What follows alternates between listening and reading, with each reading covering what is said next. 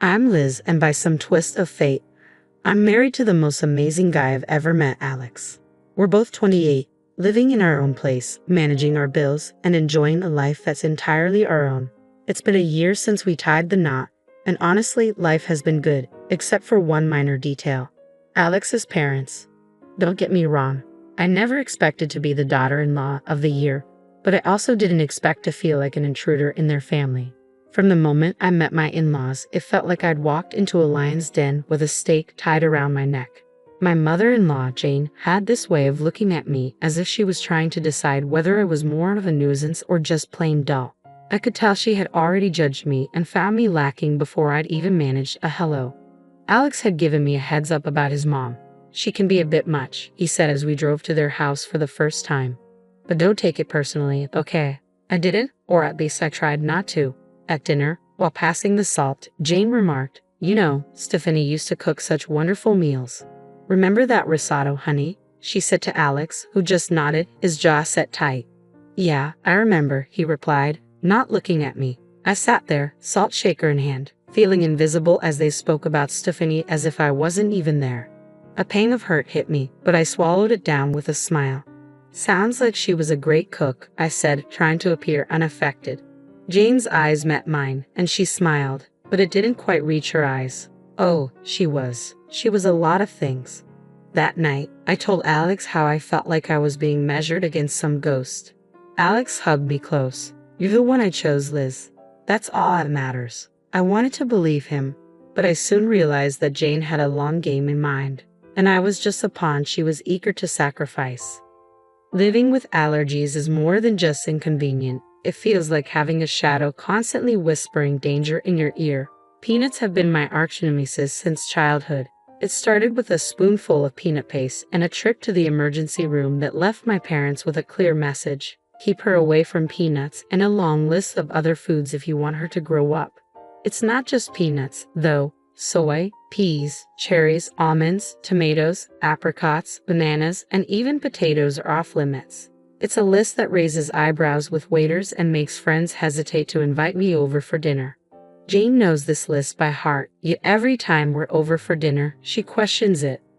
"Are you sure you can't even have a little bit of this pie? It has almond extract," she asked with a tone that wavered between concern and disbelief. I'd smile politely, though I'd rather not, and say, "Yeah, I'm sure. Thanks though." It was the same routine every time. I remember a particular family gathering where I was carefully navigating the buffet, mentally running through my checklist of safe foods. Alex was by my side, plate in hand, trying to help me find something I could eat without risk. That's when Jane swooped in with her sickly sweet voice. "Liz, you must try this casserole."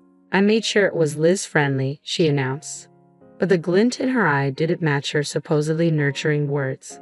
Alex paused with his fork midair. "Mom, you use cream of mushroom soup in this, right?" he asked, knowing that many brands include soy, which is a big no-no for me. Jane's smile faltered for a moment. "Oh, I think so. It should be fine," she said, her voice trailing off. But I knew it wasn't fine. We made our excuses, and I left the casserole untouched, though the incident lingered in my mind. It felt like a small victory in an ongoing battle where Jane seemed to hold all the cards because she controlled the kitchen.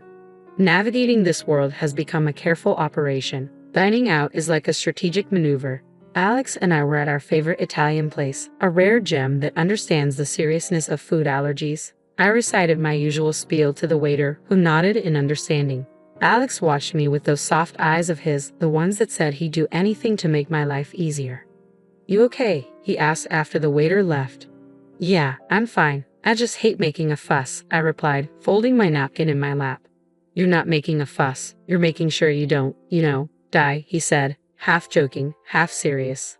I laughed, a short, grateful sound. "Well, when you put it that way."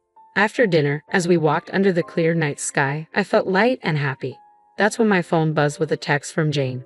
Her words felt like a cloud over the moon, darkening the moment. "Be careful, Liz. Not everyone takes your conditions seriously. Wouldn't want anything to happen to you." I read the text to Alex, who wrapped an arm around me, pulling me close. "She's just trying to get to you," he said, but as much as I wanted to brush it off, I couldn't shake the feeling that Jane's message was more than just a jab. It was a warning, a reminder that my allergies made me vulnerable, not just to food, but to people like her who saw it as a weakness to exploit. The rest of the walk home felt heavier, overshadowed by the sting of her words. I couldn't stop thinking about all the close calls and accidental exposures and how easily something could go wrong. It wasn't just the peanuts, soy, or peas. It was the realization that my allergy was more than a personal struggle. It was a vulnerability that someone like Jane could see as an opportunity. That thought was scarier than any allergic reaction I'd ever had. Dinners at Jane's house always felt like a carefully orchestrated production where everyone knew their parts except me. I was the wild card, the one who could unintentionally cause a scene with a single bite. Alex tried his best to make things better, but there's only so much you can do when you're on someone else's turf. One particular evening, the tension was as thick as the gravy on the table. Jane was bustling around, placing dish after dish on the table. I sat there, my own plate empty, waiting to figure out what I could eat without risking the trip to the hospital. "Alex, darling, pass the green beans to Liz. They're just divine," Jane said, her voice dripping with sweetness that didn't reach her eyes. I eyed the beans warily. "What's in them?" I asked. "Oh, just a touch of almond slivers for crunch," she said, waving a hand dismissively. I raised my hand to stop Alex's reach. "I can't eat those. Remember, almonds are a no-go for me." Jane feigned surprise, placing a hand on her chest. "Oh dear, I must have forgotten. Silly me." Alex's chair scraped back as he stood up. "Mom, this is serious. Liz could end up in the hospital." His voice was firm, edged with frustration that made Jane's eyes narrow slightly. "I just wanted to make something nice," she said defensively. "It's not my fault Liz has all these allergies." The room fell into an uncomfortable silence. The other relatives glanced around, forks paused midair, unsure where to look. I felt a flush creeping up my neck, embarrassed by the sudden spotlight. Alex's dad, Mark, tried to break the tension. "Let's just enjoy the meal, shall we? There's plenty Liz can eat." But the damage was done. The rest of the dinner passed in strained politeness, with Jane asking pointed questions about my allergies as if she were taking notes for next time. Later, when Alex and I were alone, he apologized. "I'm sorry, Liz. I should have double-checked everything before we came." I shook my head, weary of always feeling like a problem to be managed. "It's not your fault, but I'm starting to think your mom does these things on purpose." He didn't answer, and he didn't need to.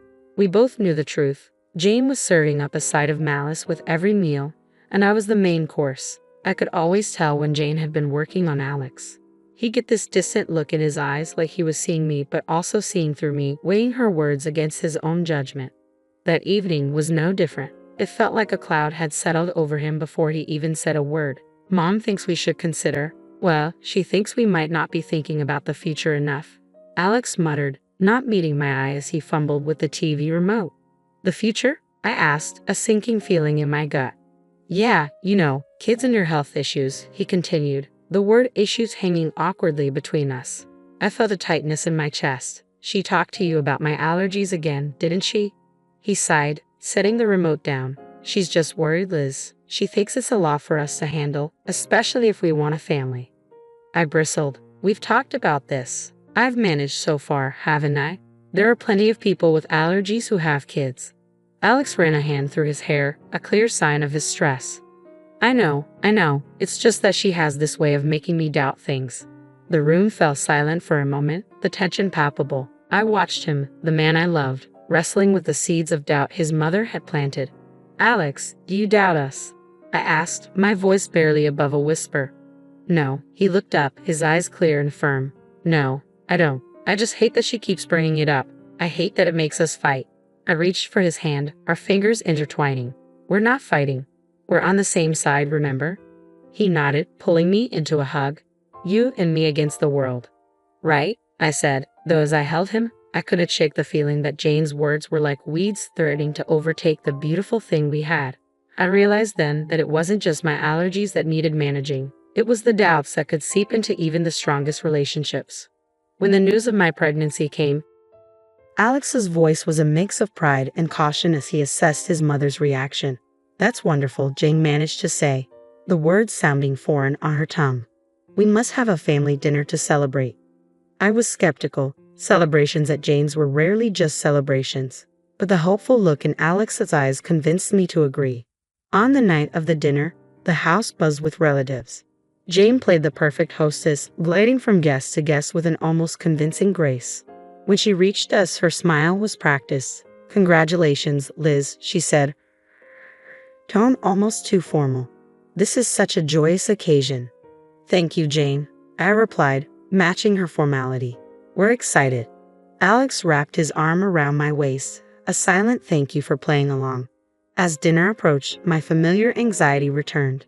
A table full of food was a minefield for me, but I hoped tonight would be different. The table was a grand feast, dishes upon dishes laid out. I could feel every eye on me as I hesitated, my hand hovering over the options. "Go on, dear," Jane urged. "Eat up. You're eating for two now." I smiled weakly, choosing the safest options, vegetables and plain rice. But as I reached for a slice of bread, Jane stopped me. "Actually, maybe not that one," she said quickly. "I'm not sure if the baker used soy flour." I paused, bread in hand, and met her gaze. There was a flicker of something in her eyes, concern or perhaps a challenge. "Thank you for letting me know," I said, putting the bread down. But warning bells were already ringing in my head. How did she know about the soy flour? It seemed too close a call, too perfect a save. The rest of the meal passed in a blur of congratulations and clinking glasses, but I couldn't shake the feeling that Jane's hospitality was a veneer, hiding a trap set for the right moment. The family dinner in honor of our future baby was nothing short of a banquet. Jane had outdone herself, creating a spread that made Thanksgiving look modest. But my stomach was in knots, not from hunger, but from fear. Every dish was a potential hazard, a hidden enemy that could send me to the hospital or worse. As we all took our seats, the chatter around the table was lively, filled with the usual family gossip and stories. Jane presided over the feast at the head of the table, like a queen in her court. She called everyone to attention with a gentle tap of her glass. "Before we begin, I just want to say how thrilled we are to be celebrating Liz and Alex's upcoming addition to our family," Jane announced, her voice steady and clear. There was a round of cheers and applause, but the weight of her words lingered heavily, a reminder of the underlying tension that I couldn't ignore. I forced a smile, feeling Alex's reassuring squeeze under the table. "Thank you, everyone," I said. "We're really looking forward to this new chapter in our lives." As the meal began, I picked at my food cautiously, sticking to the simplest options.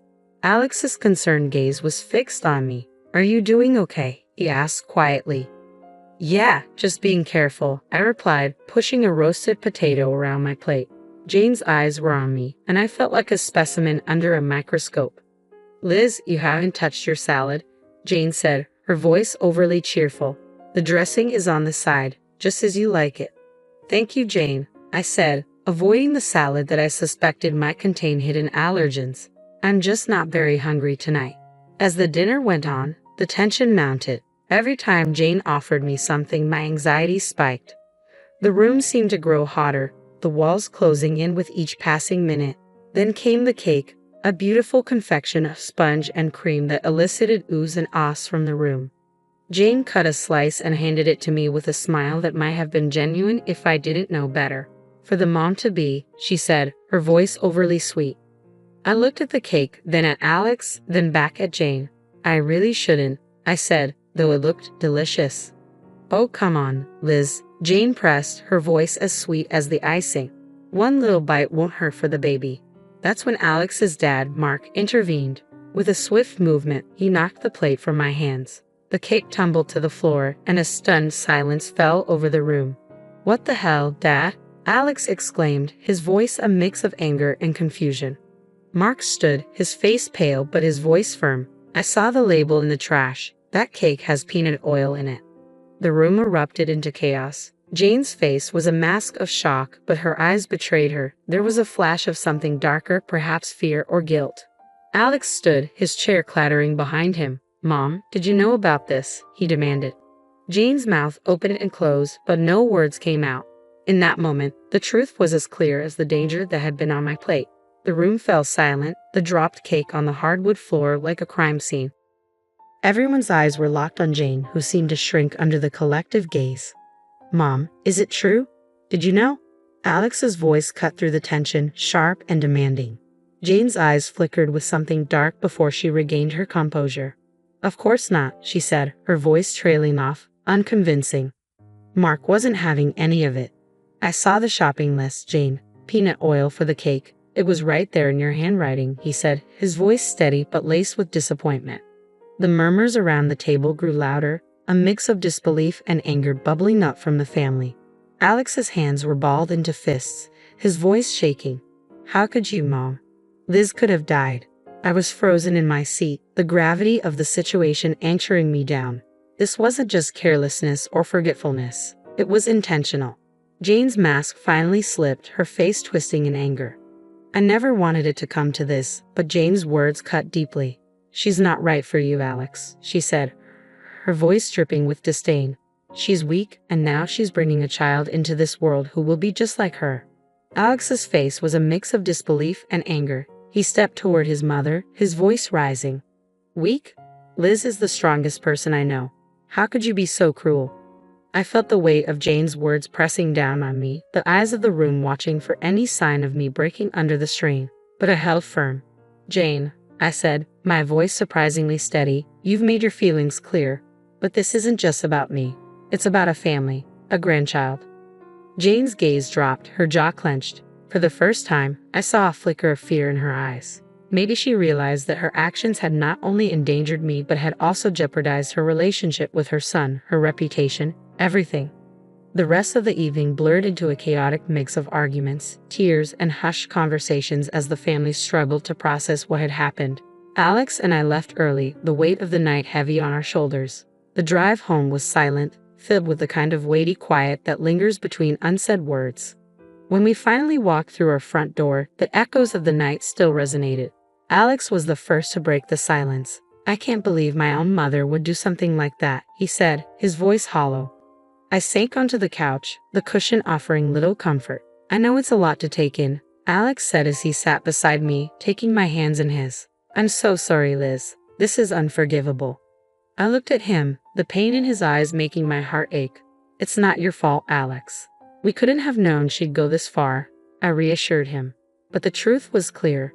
Jane had crossed the line, and there was no going back. Our family was fractured, some shocked and appalled by Jane's actions, while others struggled to comprehend the situation. In the days that followed, Alex's phone buzzed incessantly with calls and messages. Relatives wanted to express their shock, support, and apologies. Amidst it all, there was a deafening silence from Jane. No apologies, no explanations, just emptiness. A week later, Alex delivered the news. "Dad left her," he said quietly. "He can't get past what she did. It's been a long time coming." I wasn't sure how to process it. Relief, sadness, pity for Jane. "And Jane?" I asked tentatively. "She's not handling it well," Alex replied, a hint of regret in his tone. "She's alone now." We sat in our living room, surrounded by the walls we painted together and the furniture we'd chosen during countless trips to the store. It was our home, filled with our memories and love. Outside, a storm seemed to brew, threatening to uproot everything. Yet in that moment, I realized that despite the turmoil, we had each other. We were a team about to welcome a new life into the world, and that was what mattered most. "I love you, Liz," Alex said, pulling me close. "I love you too," I whispered back. The fallout from that night would linger, leaving scars that would take time to heal. But as I looked at Alex and the life we had built, and as we prepared for the future, I knew we could weather any storm together. Jane was a chapter in our lives that had ended, a story that would not define us. From now on, it was just us, our baby, and the road ahead. Whatever came, we would face it together.